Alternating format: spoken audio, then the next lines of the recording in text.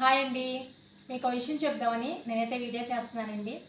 బాగా సన్నగున్న వాళ్ళు కొంచెం ఒళ్ళు రావాలని అనుకుంటూ ఉంటారు కదండి. దాని గురించి అయితే మీకు ఒకటి చెప్తాను నేను. అదేంటంటే నైట్ భోజనం అయిపోయిన తర్వాత రైస్ మిగులుద్ది కదండి. ఆ రైస్లో పాలు మరగపెట్టి ఆ పాలు పోసి ఆ పాలలో తోడు చుక్కేసండి, పైన ఉల్లిపాయలు వేసి అది తోడు పెట్టి అది మార్నింగ్ లేవగానే ఇంకా బ్రేక్ఫాస్ట్ ఏం చేయకుండా ఈ అన్నం తినాలండి.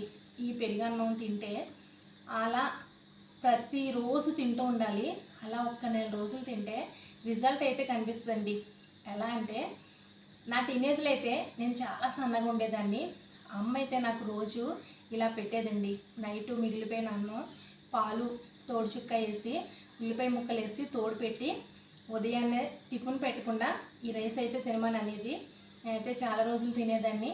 అమ్మ అనేది లోపల మేవుడుకుంటే అది చచ్చిపోద్ది, మనిషికి కొంచెం ఒళ్ళు వస్తుంది, కొంచెం బలం కూడా అది అని చెప్పి అమ్మ అయితే అనేదండి. చాలా రోజులు తినేదండి. అలాగే ఇది ఒంట్లో వేడున్నా సరే వేడి తగ్గుద్దండి.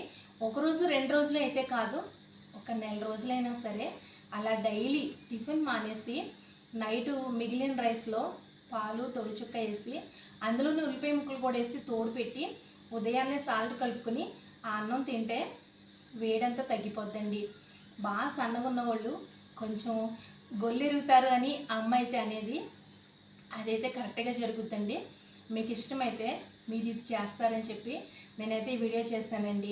మీకు కూడా చెప్దామని, మీకు బాగా యూస్ అవుతుందని చెప్పి నేనైతే ఈ వీడియో చేశానండి. ఇదిగోండి పాలు నేనైతే రెడీగా పెట్టుకున్నాను. ఇలా మరగపెట్టిన పాలు ఇందులోనే కొంచెం తోడు చుక్కండి.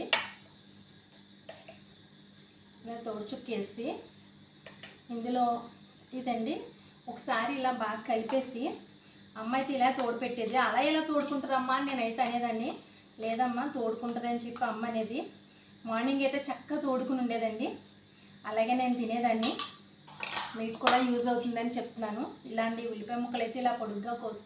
ఇదిగోండి నేనైతే కాచిన పాలు గోరువెచ్చగా ఉండగా పాలు పోసి తోడు చుక్కేసి ఉల్లిపాయ కోసి ఇలా వేసానండి.